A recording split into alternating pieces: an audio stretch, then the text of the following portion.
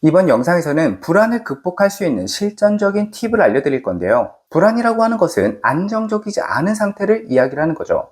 그렇기 때문에 안정이 되면 불안하지 않은 겁니다. 한마디로 안정을 갖는 것이 불안을 극복하는 것이란 뜻인데요. 이 안정은 두 가지가 있습니다. 하나는 의식적인 안정이 있고요. 하나는 무의식적인 안정이 있을 텐데요. 의식적은 우리가 인지하고 있는 안정, 이런 것을 뜻하고요. 그러니까 별로 어떤 상황이 나한테 위협적인 일이 없거나 흔히 말하는 무탈한 상황을 이야기를 하는 거겠죠. 하지만 아무리 상황이 무탈하더라도 내가 무의식적으로 불안정을 느낀다고 했을 때는 막연한 불안감이 생기고 뭔가 이상한 조급이 생기고 긴장되는 일이 생기고 어떤 일이 없더라도 내가 그 상태가 되어버리게 되면은 나를 둘러싼 모든 상황들이 긴장되고 불안한 상황으로 만들어진다 이 말입니다. 그렇기 때문에 결국에는 의식적인 안정이 아니라 무의식적인 안정이 중요한 거예요. 그러니까 머리로 안정되는 게 아니라 내 무의식, 내 본능이 안정적인 상태를 만드는 것이 불안 극복의 핵심이라는 뜻입니다. 그러면 이 무의식의 안정을 어떻게 만드냐? 무의식은 결국에는 내 생존을 위해서 존재하는 정보들의 총체거든요. 그래서 내 생존의 안정이 확보된다라고 했었을 때는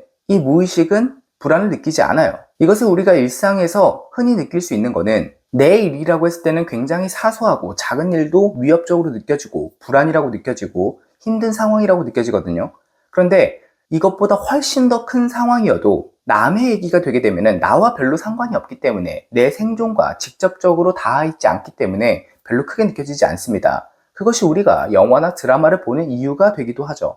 영화나 드라마는 항상 시련이 있고 그 시련이 드라마를 만들어냅니다. 그리고 그 드라마가 있어서 우리는 재미를 느끼는 거죠. 이것이 의식적인 안정과 무의식적인 안정의 가장 큰 차이고 1인칭 시점과 관찰자 시점의 가장 큰 차이입니다. 그렇기 때문에 우리는 무의식 안정을 위해서 반드시 해야 되는 전제가 이 관찰자 시점으로 가는 겁니다. 이것을 철학에서는 자아 분리 혹은 깨어있음이라고도 표현을 하는데요. 오늘은 이것을 키울 수 있는 훈련법 중 하나인 3인칭 글쓰기, 3인칭 일기 방법을 알려드릴 겁니다. 일기를 쓰시는 건데요. 주어를 3인칭으로 바꾸는 겁니다. 그러니까 내가 무언가를 했다를 기록하는 것이 아니라 나라고 하는 사람을 관찰한 사람으로서 일기를 쓰는 거죠.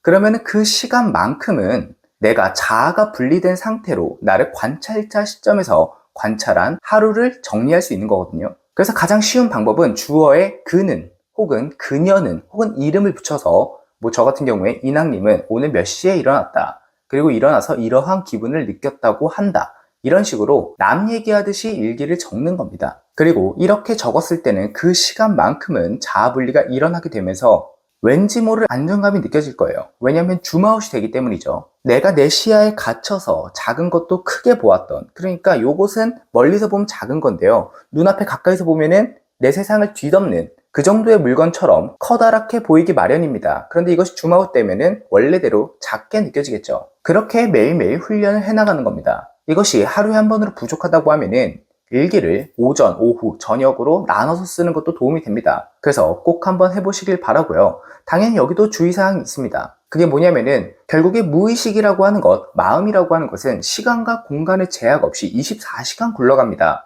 그런데 글쓰기라고 하는 것은 자아 분리가 되는 그런 경험, 줌아웃이 되고 그로 인해서 편안함을 느끼고 안정되는 경험을 할 수 있지만 이것이 유지되는 힘은 없겠죠. 우리가 어떤 개념을 알고 있더라도 머리와 감정, 행동은 이게 제각기 굴러가거든요. 그래서 이것을 결국에 합의를 하지 못하게 되면은 우리는 매 순간 불안해서 자유로운 상태로 살아갈 수는 없습니다. 결국에 무의식의 생존의 안정을 위해서 1인칭 시점에서 벗어나서 관찰자 시점으로 가는 거잖아요. 근데 이것을 시간을 마련해서 강제적으로 자아를 분리시키는 행위가 이 3인칭 일기입니다. 그런데 그것이 아니라 애초에 생존의 안정을 완벽하게 확보함으로써 그리고 그것을 유지함으로써 알아서 깨어있음이 되게끔 이것을 조금 더 현대어로 번역한다면 PFC라고 하는 전두엽이 살아있어서 그 전에는 내 감정과 내 생각이 곧 이꼴 내가 됐거든요. 그러니까 나는 불안하다, 나는 화가 난다 이렇게 됐다면 PFC가 살아있게 되고 내 심장박동이랑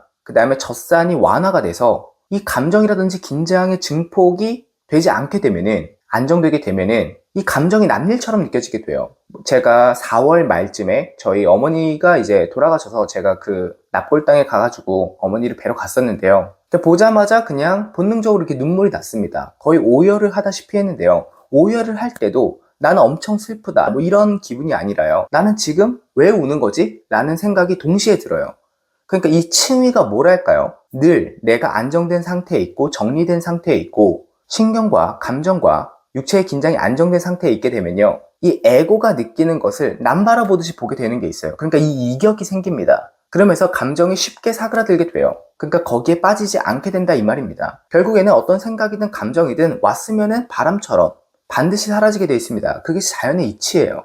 근데 문제는 그것을 우리가 붙들고 있기 때문에 그것이 점점 커지게 되고, 그 커진 것에 우리가 빠지게 됨으로써 괴로움이 발생하는 거거든요. 근데 그런 일들이 원천적으로 봉쇄가 됩니다. 그러기 위해서는 반드시 언제 어디서나 내 뇌의 과부하를 안정시키고, 그 다음에 심장의 박동을 안정시켜서 감정을 안정시키고, 그 다음에 에너지가 충전되게끔 충만하게끔 만들어야지만 무의식의 생존이 안정이 되고요. 그리고 그 상태를 유지해야지만 이 상태를 언제 어디서나 유지할 수가 있습니다. 그러니까 오늘 이 글쓰기 3인칭 일기를 써보시면 알겠지만 이렇게 줌아웃된 상태로 늘 살아갈 수가 있다는 거예요. 그래서 정리하자면 오늘 알려드린 3인칭 글쓰기, 3인칭 일기는 이것을 맛보는 것에 해당되고요. 결국에 이것을 내 것으로 만들기 위해서는 언제 어디서나 이 픽스 프로세스, 늘 프로세스라고 제가 부르고 가르치고 있는 것을 통해서 내 몸과 마음을 언제 어디서나 안정시키고 유지할 수 있어야 된다 이 말입니다. 그래서 이 방법을 배우는 구체적인 방법은 제가 고정 댓글 링크에 남길 테니까 꼭 보고 배우셔서 언제 어디서나 나라고 하는 영화, 나라고 하는 드라마를 지켜보는 관객으로서의 삶이